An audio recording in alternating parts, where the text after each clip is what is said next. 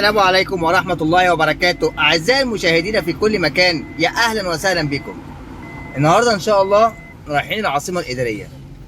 هنتفرج بقى على العاصمة. الأول طبعا هنتفرج على الحي الوزاري، وإن شاء الله هنروح على الأرتو، هنروح نتفرج بقى على العمارات، على التصميمات، على البوابات، على حاجات كتيرة جدا. وطبعا في كلام مهم جدا هقوله النهاردة إن شاء الله بخصوص الناس اللي كلمتني في ناس كانت عايزة شقق هنا في مصر. وطبعا انا قلت لهم كلموني على الواتساب، يعني انا قلت لك كلمني على الواتساب، حصل ما كلمتنيش. عايز افهم منك انت عايز تشتري الشقه ليه، عايزين نتكلم مع بعض، ناخد وندي بشكل ودي. عموما انا هديك المفيد ان شاء الله في الحلقه دي، ومن هنا ولغايه ما نوصل لغايه بوابه العاصمه الاداريه هيبقى فيه كلام كتير ان شاء الله. اتمنى الحلقه تعجبكم، وان شاء الله الحلقات اللي جايه هتبقى زي كده واحسن من كده كمان باذن الله. وادعوا لي يا رب كده. يا ريت لو حد عنده يا جماعه كورسات تعليم اللغه الانجليزيه، اتمنى حد يبعتها لي او يديني حتى اللينك بسيط منها كده، لان اخوكم حابب يتعلم اللغه الانجليزيه ويطور من نفسه. اكيد مش هفضل كده، يعني لازم نطور من نفسنا يا جماعه، لازم نطور من نفسنا. ما ينفعش ان احنا نثبت على اللغه العربيه، لازم يبقى لغه عربيه وانجليزيه وفرنسيه ومش عارف وايه وايه وايه. ان شاء الله يبقى معايا 7 8 لغات يعني. ايوه طبعا، لا اله الا الله. ما احنا لازم عشان نسافر، يعني النهارده في مصر بكره في بريطانيا، من بريطانيا نروح لألمانيا. النهارده اتجوز شاكيرا، اطلقها واتجوز واحده تانية، اطلقها ارجع لمراتي كده. يعني الدنيا رايحه جايه. اسيبكم بقى عشان اشوف بالي، اخلي بالي من الطريق، عشان انا عمال امشي غلط كتير. ماشي، انا الف وارجع تاني. يلا نشوفكم بقى في الحلقه. يلا بينا يلا بينا.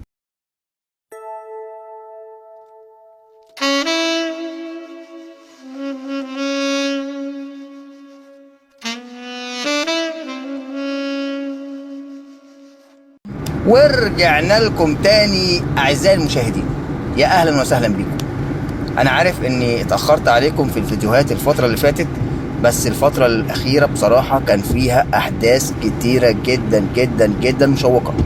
منها مثلا ان بنتي اتخطبت الحمد لله، والشبكه بعد اسبوعين ان شاء الله. فمن خلال قناه شوارع مصر انا بعزم كل الاهل والاقارب والاصدقاء، الدعوه عامه. كمان انا بشكر الاستاذ المحترم استاذ احمد عبد الهادي. يعني الراجل ده بصراحه يعني ما شفتش زيه بصراحه. انا بشكره جدا بصراحه على مساعدته ليا في الحلقه اللي فاتت والحلقه دي. هو ما كانش فيه حلقه فاتت، هي الحلقه دي. عزيزي المشاهد، عزيزي المستمع، بعتذر عن الزهايمر اللي بقى بيروح ويجي كده، واحد مش فاهم سببه ايه. الظاهر كده ان الهوا بقى ملوث، بقى مؤكسد. خليني بس كده اعرفك في البداية ان انا دلوقتي على طريق العاصمة من ناحية طريق السويس. يعني يا جماعة دلوقتي انا في ظهري طريق القاهرة السويس، ومادام قلت لك في ظهري طريق القاهرة السويس، تعرف على طول ان انت من بعد كده سيتي سنتر الماظة، من بعد ما انت جايب مصر الجديدة روكسي كده وداخل شارع الثورة، وتكمل في وشك على طول بيقابلك ايه؟ مدينتي والرحاب وبدر والشروق والروبيكي ومدينة المستقبل. لا حاسب، هنا مدينة المستقبل دي على طريق اسماعيلية الصحراوي. احنا دلوقتي بنتكلم على طريق ايه؟ السويس الصحراوي. مش هيقابلك مدينة المستقبل، التجمع الاول والثالث، كل المناطق دي حضرتك موجودة على خط واحد اللي هو طريق القاهرة السويس. صح معايا عزيزي المشاهد، واوعى تنام مني. طبعا احنا هنا في منطقة اعمال واشغالات، فطبعا هتلاقي من الكلام ده كتير. السرينة بقى، النقل التقيل بقى والكلام ده. عزيزي المشاهد، كل المناطق اللي انا قلت لك عليها من شويه دي على خط واحد اللي هو طريق القاهره السويس. ده كده الطريق اللي انا ماشي عليه دلوقتي، ده مدخل واحد من 6 مداخل للعاصمه الاداريه. طبعا هنتعرف عليهم برضو النهارده ان شاء الله، بس اكيد مش هنعدي عليهم كلهم. يعني هنقول لك اماكنهم ودخلاتهم بكارتاتهم بسلطاتهم ببغنلهم بالحاجات دي كلها. في خبر كنت برضو قريته من يومين، بيقول ان العاصمة الإدارية مستقبلا هتكون عاصمة جمهورية مصر العربية. عزيزي المشاهد ما تقلقش، اطمن. انا عزيزي المشاهد انا بطمنك، ده كلام بلح، ومش بلح رطب، لا ده بلح احمر. يعني ويعني بص، احنا البوابات بعيده شويه، يعني احنا دلوقتي قدامنا مثلا سكه 12 كيلو على ما نوصل لبوابه العاصمه الاداريه.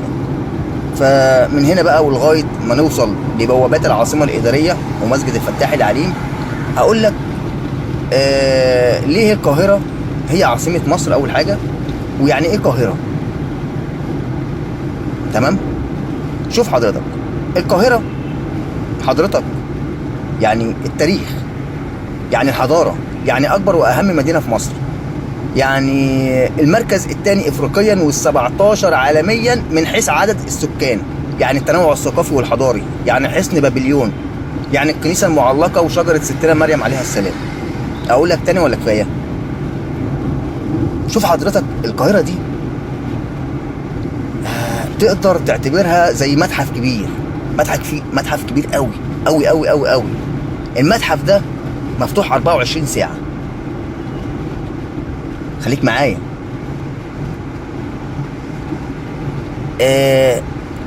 لما بتتمشى في شوارع المحروسه هتشوف ايه؟ هتشوف اثار فرعونيه، هتشوف اثار يونانيه، هتشوف اثار رومانيه، قبطيه، اسلاميه. يعني لما تنزل ناحيه الموسكي والحتت دي هتشوف الاثار الاسلاميه. لما تنزل الهرم تشوف الفرعونيه، وهكذا. لما هتنزل مجرى العيون هتشوف السور كان بيتنقل منه ميه من نهر النيل للقلعه. لما تمشي على صلاح سالم وتدخل على السيده عائشه هتشوف القلعه، قلعه صلاح الدين ومسجد محمد علي. لما تنزل على السيده زينب كده هتشوف مسجد الحسين، مسجد سلطان حسن، كأنك نازل على السيده زينب او رايح على اسم الخليفه.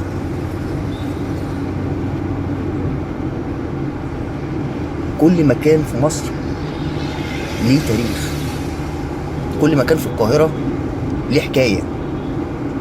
القاهرة تاريخ بقاله 1100 سنة، وتاريخها عزيزي المشاهد بيبدأ من مدينة أون الفرعونية أو هليوبلس اللي هي حاليا اسمها عين شمس. والمفروض بقى لو هنتكلم بقى في الصح والمظبوط، المفروض عين شمس تبقى هي عاصمة جمهورية مصر العربية، لأنها واحدة من أقدم مدن العالم القديم.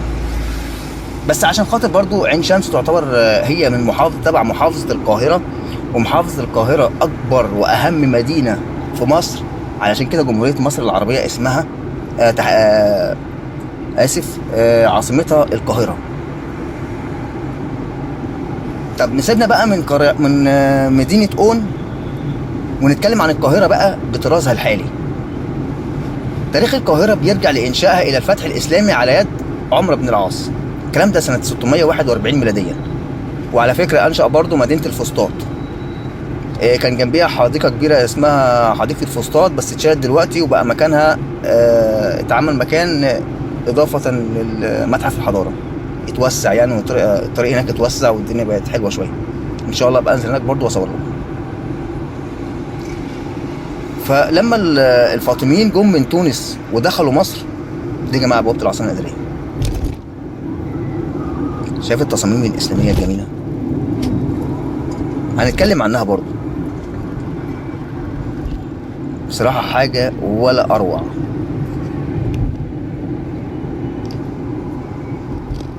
هنا مش هيعدي المونوريل، البوابة الرئيسية مش هيعدي منها المونوريل ده هيعدي من البوابة رقم 3 اللي هي آخر ال90.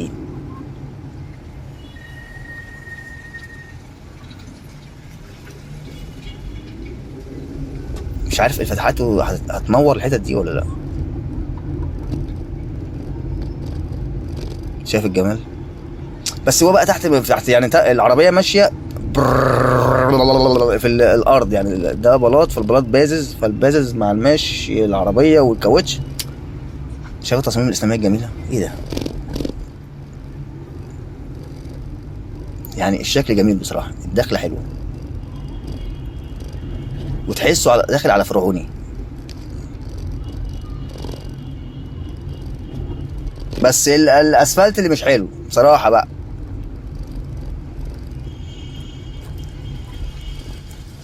مشوارين زي 3 زي دول كده هنا هروح اربط عفشه.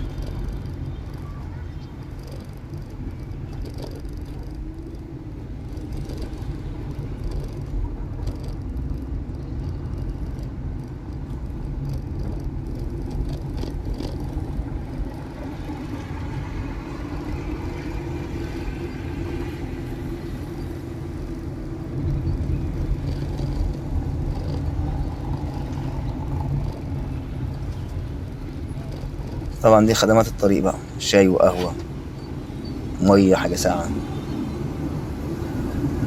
بنزينة. طبعا كده اخر الشارع ده او اخر الطريق ده هنبقى في وش الكاتدرائية، اكبر كنيسة في مصر. طبعا مسجد الفتاح العليم يا جماعة كان على ايدي الشمال دلوقتي، او هو دلوقتي المفروض على ايدي الشمال.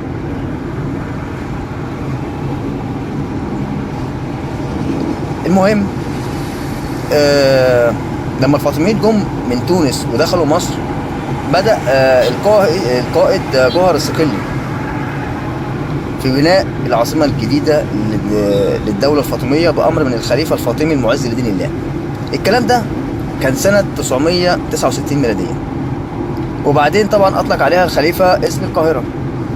طبعا القاهرة لها أسماء كتير، يعني عندك مثلا مدينة الألف مأذنة، ومصر المحروسة، وقاهرة المعز. وخلال العصر الإسلامي شافت القاهرة أرقى فنون العمارة، اللي هي إيه بقى؟ تمثلت في بناء مثلا القلوع والحصون والأسوار والمدارس والمساجد. وده يعني ده خلى فيها لمحة جمالية كده، يعني لسه موجودة، لا زالت موجودة بأحيائها القديمة حتى الآن. هقول لك مثلا تنزل فين مثلا، هقول الدرب الأحمر، المغربلين، السروجية، الخيامية، القرابية، السقايين، بركة الفيل، وتل العقارب، وحوش الغجر، ودرب المهابيل، درب البرابرة، العباسية. كل دي حضرتك أسماء ليها تاريخ كبير جدا جدا جدا، وحكايات ليها حكايات عظيمة ما ينفعش حد غيرنا يحكيها أبدا، لأن أصل الحكاية عندنا، إحنا أصحابها، ودي بلدنا وإحنا أهلها. فأصل الحكاية هتلاقيها عندنا، وصدقني مش هتلاقي زي شوارع مصر. لايك وشير وسبسكرايب لو سمحت. طبعا الكلام اللي انا بقوله دوت ده انا بقوله لعدة اسباب، مش فاكر منهم حاجة دلوقتي، بس اكيد هفتكر وهيجي عليا الوقت وهقول لك.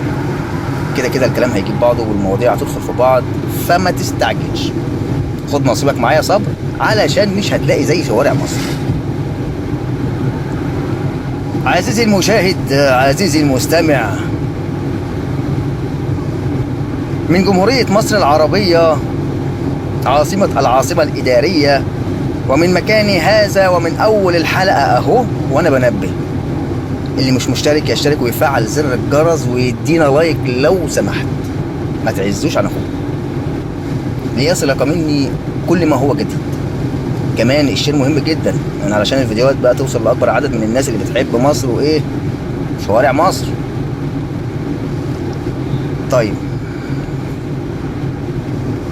اعتقد كده انا اتكلمت عن القاهره بما مش كفايه طبعا، بس ايه يعني نبذه كده عشان برضو الحلقه ما نضيعهاش.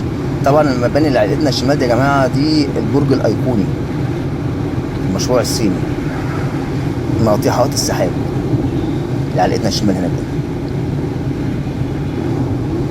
هنا طبعا الاستثمار هيبقى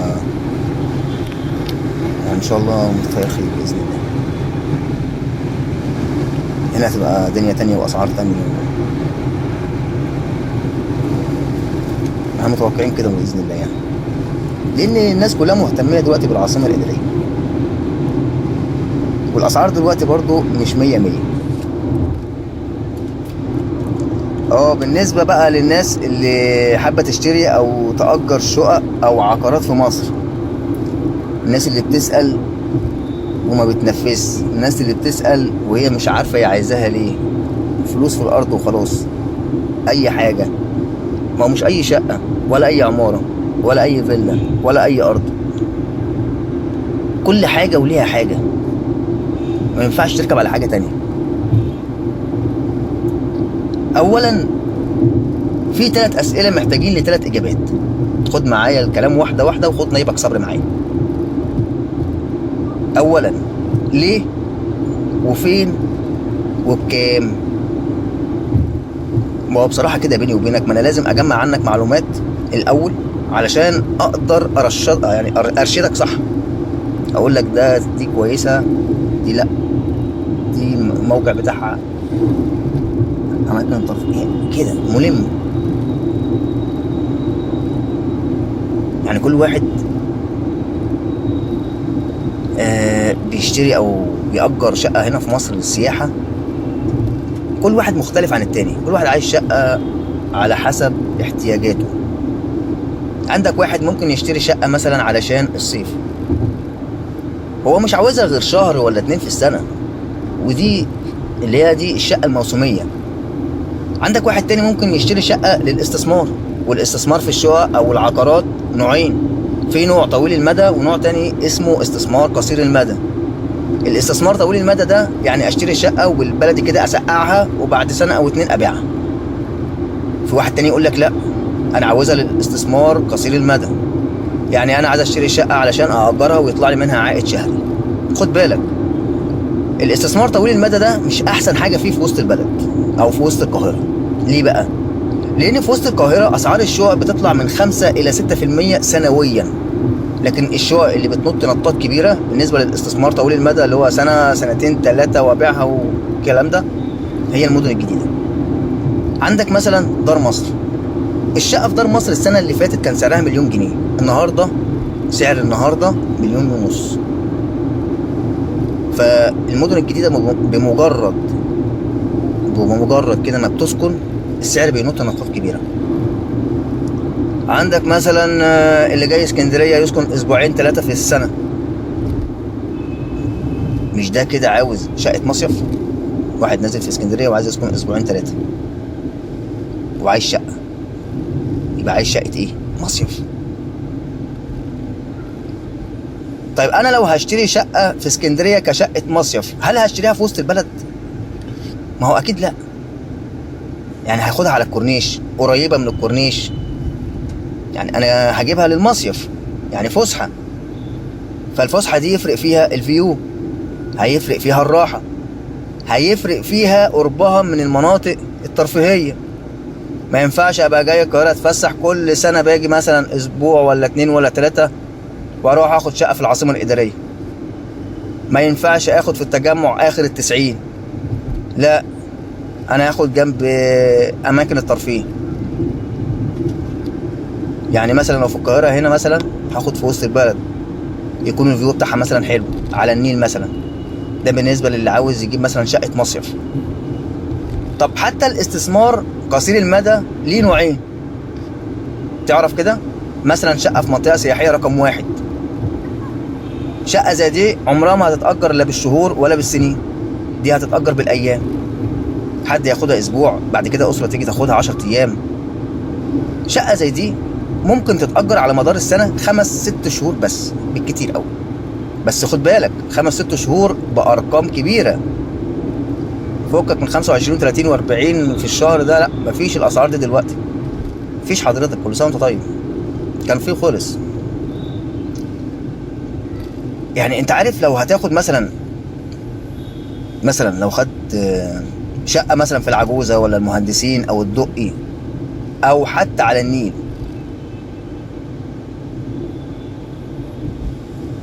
مفيش شقه هتقل في المناطق دي دلوقتي من 50 وانت طالع، توصل معاك ل90,000 في الشهر.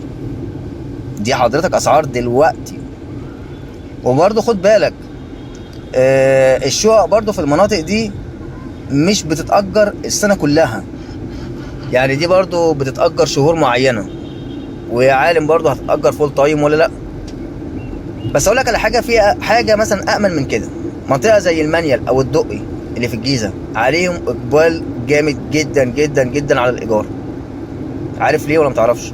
أنا عارف إنك متعرفش، حتى اللي من مصر مش عارفين.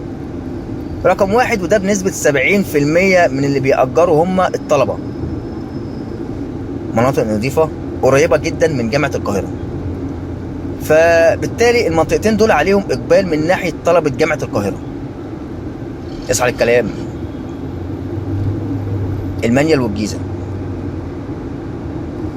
قريبين جدا من جامعه القاهره، فبالتالي المنطقتين دولت عليهم اقبال من ناحيه طلبه ايه؟ جامعه القاهره. قيس بقى على كده يا باشا كليه طب بشري القصر العيني، كليه صيدله، كليه اسنان، كل ده موجود فين؟ في المنيل، وقريب برضو من الدقي، بس جامعه القاهره اقرب. انما طب اسنان بشري القاهره ده اقرب جدا جدا، يعني وانت تتمشاها. طب في مغتربين من خارج مصر، في مغتربين من خارج مصر، عندك كويتيين، عراقيين، سوريين، سعوديين كمان. خد بالك الشقة اللي بتتأجر للطلبة دي فرشها مش صعب يعني، لأنك مش هتعمل فرش شقة عادية هتأجرها بالشهور وبالسنين، لا، أنت بتعمل فرش طلبة. يعني كل أوضة بيكون فيها سرير، تكييف، مكتب، دولاب، الأوضة خلصت. المطبخ مثلا بتجيب الأساسيات، تلاجة، بوتاجاز، الميكروويف ده مهم جدا جدا جدا للطلبة. المهم بص ان فرش الطلبة بيكون غير فرش الشقة العادية، ده كده نوع من انواع الاستثمار قصير المدى. طب في ناس بتأجر في فيصل، في ناس بتأجر في فيصل، بس خد بالك هنا عزيزي المشاهد، عزيزي المستمع، اغلبية الناس اللي بتأجر في فيصل بيكونوا مقيمين في مصر، مقيمين. مثلا عندك زي اليمنيين، 90% من اللي مأجرين في فيصل يمنيين، وده الى حد ما يعني شعب قريب جدا من المصريين شويه، يعني مش بيفكروا بتفكير الخلايجه في الرفاهيه قوي.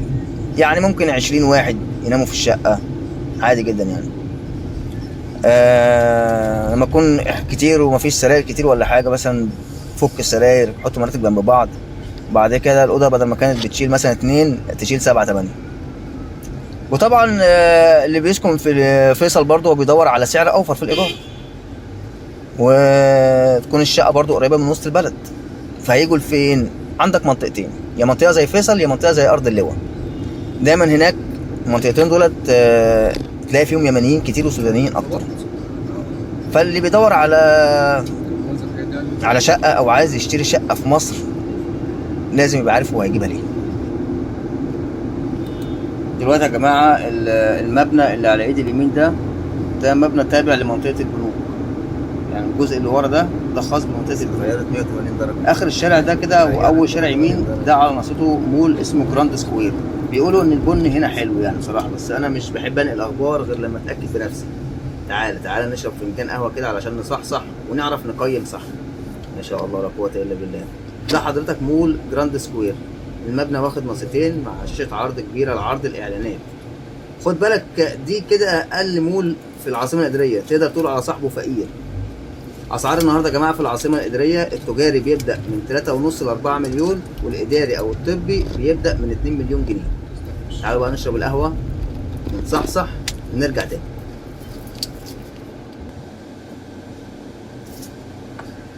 ورجعنا لكم تاني اعزائي المشاهدين. انا دلوقتي هبدا اصور الحي الوزاري من جنب منطقه البنوك، ومنطقه البنوك طبعا على ايدي اليمين دلوقتي الجنب اللي فيه المول، وعلى شمالي الحي الوزاري. النهارده ان شاء الله هنلف ما بين الوزارات لغايه ما نطلع على البرلمان ومجلس الشيوخ، وهنتفرج كمان على اكبر مسجد في مصر. مسجد مصر يعتبر معلما حضاريا يجمع العباده بالعلم والمعرفه. هنا هيكون مركز مصر الثقافي الاسلامي يا جماعه. خلونا نتفرج ونشوف برضو بعينينا احسن. كده انا في الحي الوزاري يا جماعه، هدخل شمال، اي شمال من هنا هنخش نتفرج على الحي الوزاري كله. اولا لو هنتكلم عن عدد المباني اللي في الحي الحكومي هنا، فانت عندك هنا 34 مبنى للوزارات، وعندك مبنى لرئاسة مجلس الوزراء، ومبنى خاص بالبرلمان. برضو المفروض النهارده كده واحنا بنلف ونصور، المفروض يعني ان احنا نلاقي وزارة الصحة شغالة، والانتاج الحربي، ووزارة العدل، ووزارة الاوقاف، ووزارة الاسكان، ووزارة التموين، ووزارة التربية والتعليم، وكمان وزارة التعليم العالي. الاخبار بتقول ان هم اشتغلوا او بدأوا شغل هنا في العاصمة. مكاني بالظبط كده، انا كده المفروض قريب من منطقة الداون تاون والقصر الرئاسي. يعني القصر الرئاسي كده المفروض في ظهري، وكمان حي المال. طبعا موقع العاصمة الإدارية موقع استراتيجي من الدرجة الأولى. يعني من الشمال كده مدينة الشروق وطريق القاهرة السويس ومدينة بدر، الطريق اللي احنا جايين من عليه. من الجنوب طريق القاهرة العين السخنة. من الغرب القاهرة الجديدة. من الشرق محافظة السويس. بالنسبة بقى للمدن اللي هي القريبة والمهمة للعاصمة، فعندك مثلا مدينة بدر. مدينة بدر دي على طريق القاهرة السويس على الكيلو 48، قريبة جدا من العاشر من رمضان وهليوبلس الجديدة ومدينة بدر يا جماعة. هي مش مدينة صغيرة، لا دي على مساحة كبيرة جدا، أكتر من 18,000 فدان. مدينة بدر من مميزاتها إن هي المدينة الوحيدة الأقرب للعاصمة الإدارية الجديدة، لأنها موجودة على حدود العاصمة. يعني أنا أعتقد هنشوف الفترة اللي جاية أسعار نار في بدر. خد بالك إن بدر هي اللي هتخدم العاصمة واللي شغالين في العاصمة. كمان عندك مدينة الشروق قريبة برضو من العاصمة على طريق مصر إسماعيلية على الكيلو 37. ومدينة الشروق دي مدينة من مدن الجيل الثالث، وقريبة برضو من مدينتي، وقريبة من هليوبلس الجديدة والرحاب ومدينة بدر. كمان مدينة الشروق خد بالك إنها متقسمة إلى مناطق، بتبدأ من منطقة 1 لغاية المنطقة 9. طبعا ده غير مناطق الإسكان العائلي ومناطق المعاهد والجامعات. عندك مدينة العبور برضو دي على طريق مصر إسماعيلية على الكيلو 26. ومدينة العبور دي هي واحدة من مدن الجيل الثاني، قريبة جدا برضو من العاشر من رمضان ومحافظة الشرقية. ومدينة العبور تلاقي فيها وحدات سكنية اقتصادية متوسطة فوق المتوسطة وفيها فاخرة برضو. بالنسبة بقى للمواصلات فهي على حسب انت جاي منين وراكب ايه. يعني مثلا لو معاك عربيتك الشخصية او راكب تاكسي، ممكن تدخل من مدخل طريق القاهرة العين السخنة، او مدخل القاهرة السويس، او مدخل الدائري الاقليمي او الدائري الاوسطي. عندك مدخل محور محمد بن زايد. طبعا ده غير يعني غير المحاور دي حاليا بيتم تنفيذ محطة مركزية للمترو الجديد او القطر الجديد اللي هو بيربط ما بين محطة رمسيس اللي هي في القاهرة والعاصمة الإدارية. القطر ده حضرتك هتبقى رحلته هتبدأ من مدينة السلام، يعني اللي رايح العاصمة الإدارية هيغير من محطة عدلي منصور ويركب بقى ايه القطر الجديد او المترو الجديد. المترو الجديد ده هيعدي على مدينة بدر، الشروق، العاصمة الإدارية، المستقبل، ولغاية العاشر من رمضان. انما لو هتيجي ميكروباصات بقى ومواصلات فكل منطقة بيكون فيها موقف. يعني عندك مثلا السلام الموقف الجديد فيها موقف للعاصمة الإدارية، رمسيس في منها للعاصمة الإدارية، المعادي في منها للعاصمة الإدارية، الجيزة في منها للعاصمة الإدارية. ايه تاني؟ السيدة عائشة اعتقد انت بتغير من ميكروباص لميكروباص عشان تروح العاصمة الإدارية. طبعا زي ما احنا شايفين كده دي الوزارات يا جماعة، وده الشغل. يعني كده الحي الوزاري بعد ما انتهى كده الحي الوزاري انتهى، واعتقد كده بدأ شغل. يعني انا شايف في ناس وفي حركة، بس خلونا برضو ايه نلف ونتفرج ومن غير كلام. النهارده احنا هنتفرج على الحي الوزاري من غير كلام. نطلع من الحي الوزاري ونروح على مسجد مصر نبدأ نتكلم مع بعض. ماشي؟ نتفرج على الحي الوزاري.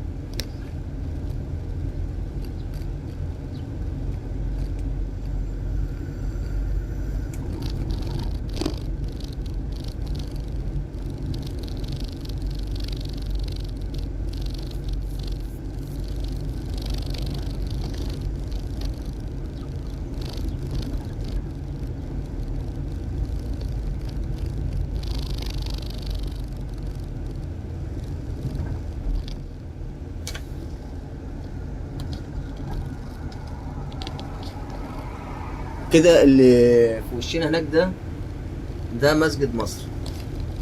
خلونا برضو نروح نتفرج عليه كده ونلف حوالين المسجد كده ونتفرج ايه على المسجد من قريب.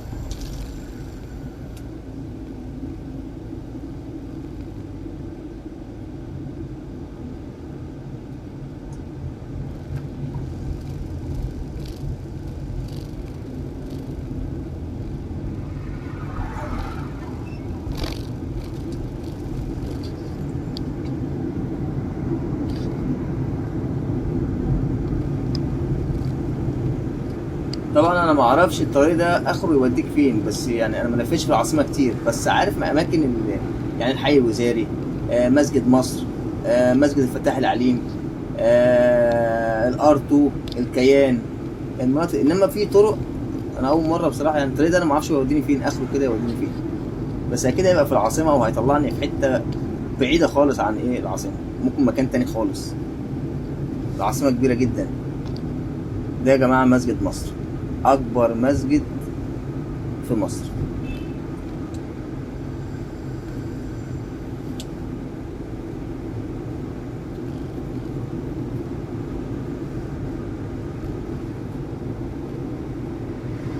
حاجه خيال. هنلف بقى من اليوتيرن اللي جاي كده ونمشي برضو جنب المسجد عشان نصوره عن قرب برضو.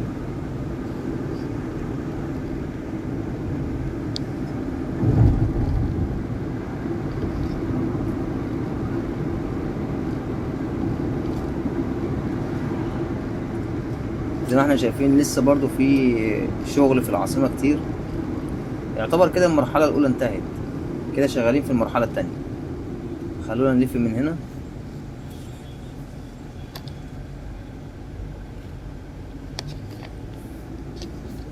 ونمسك البطيء من قدام شوية كده، نبقى جنب المسجد.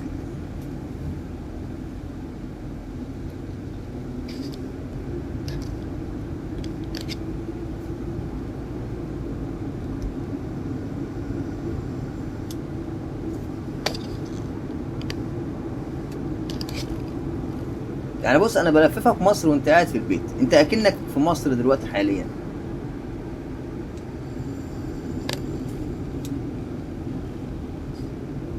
في احلى من كده؟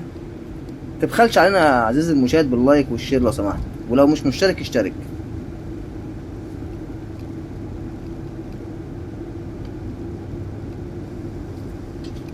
ده يا جماعة مسجد مصر. هنطلع دلوقتي برضو نتفرج على البرلمان ومجلس الشورى، الرقابة الإدارية. هنلف في العاصمة النهاردة، أنا جاي ألف في العاصمة، نشوف العاصمة بعد ما انتهت كده المرحلة الأولى اللي فيها.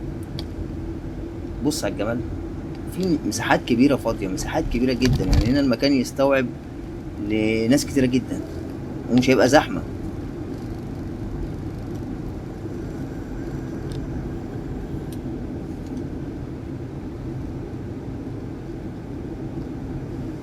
إن شاء الله الكلام ده يكون فيه خير للبلد بإذن الله، متوقعين خير بإذن الله.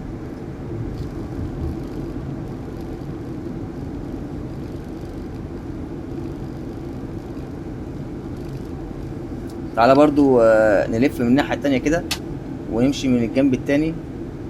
طبعا دي الوزارات يا جماعة، مسجد مصر بقى في ظهر الوزارات، يعني انت جاي كده من البوابة الرئيسية، الوزارات هتبقى على ايدك اليمين، هي في ظهر الوزارات. مسجد مصر ده في ظهر الوزارات.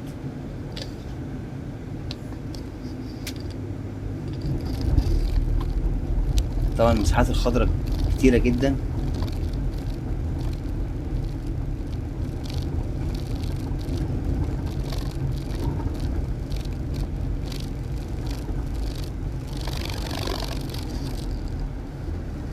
المفروض بقى نخش اليمين اللي جاي ده، طبعا هنا مقفول.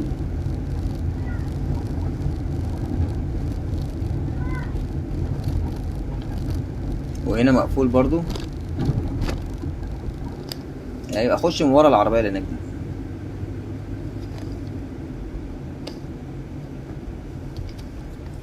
وهنا مقفول برضه. طيب اعزائي المشاهدين، ملناش نصيب ان احنا نتفرج النهارده على الجنب التاني لمسجد مصر. الظاهر كده ان في لسه اعمال انشاء وبناء جوه، فعشان كده قافلين الطريق. فاحنا نرجع بقى ونتفرج على ايه، نروح بقى نروح نتفرج على البرلمان، مجلس النواب، ونشوف بقى الساحة، النصب التذكاري. ده البرلمان يا جماعة، جنبيه على طول مجلس الشيوخ. الاتنين جنب بعض، هما الاتنين اللي هناك دول. ده مجلس النواب وده مجلس الشيوخ. ده مجلس الشيوخ. شايف الجمال؟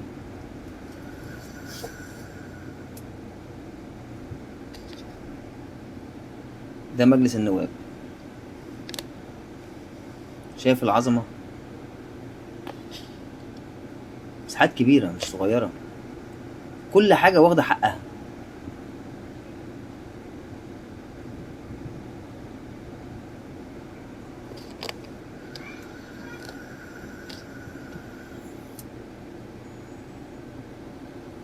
شايف العظمة؟ شايف الجمال؟ طبعا على ايدي الشمال دلوقتي كده ده الحي الوزاري يا جماعة. البرلمان على ايدي اليمين.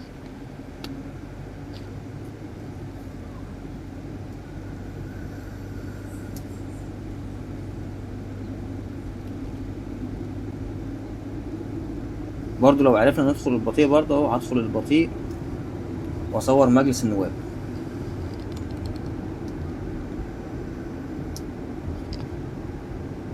شايفين الجمال؟ شايفين العظمة؟ مصر رايحة حتة تانية خالص. اعتقد المباني اللي على ايد الشمال دي مولدات كهرباء، اعتقد يعني، او مش مولدات، يعني اللي هي خاصة بوحدة التحكم للعاصمة يعني.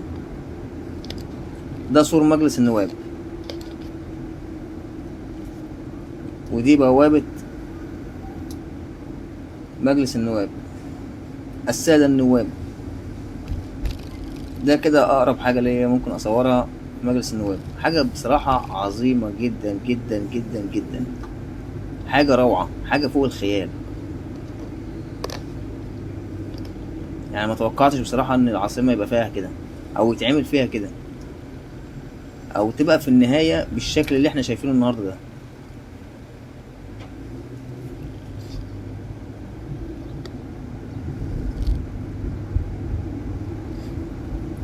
طبعا زي ما احنا شايفين لسه في مساحات كتيرة فاضية في العاصمة، لسه فيها شغل كتير.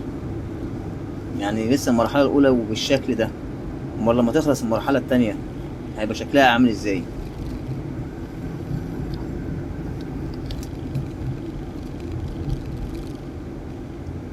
طبعا اللي على ايدنا الشمال هناك ده يا جماعة دي المنصة او مفتاح الحياة.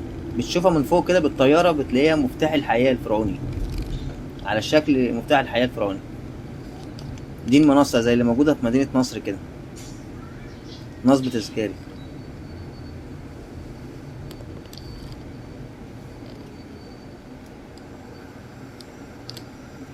برضه هنروح عنده هناك ان شاء الله وهنصوره، واحنا راجعين هنصوره.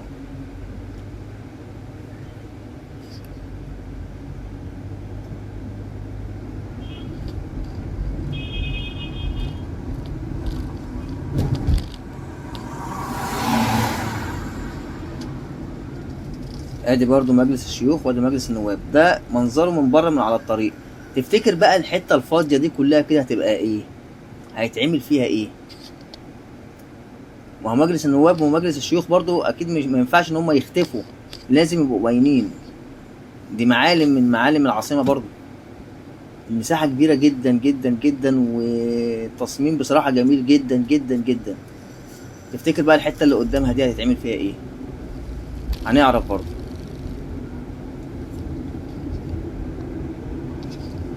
طبعا ده الطريق ده هيبقى رايح جاي.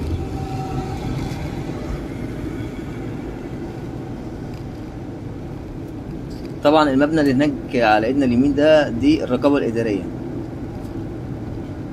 برضه هتتنقل في العاصمة الإدارية.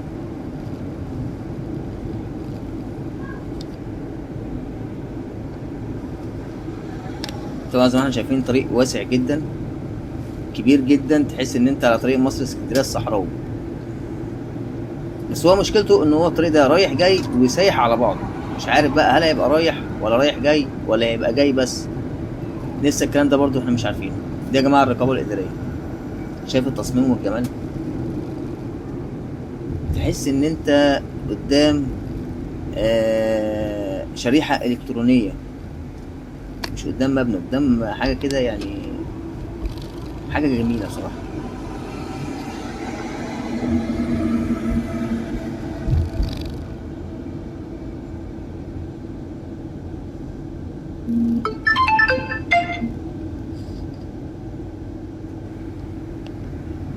تعالوا بقى نلف ونرجع تاني.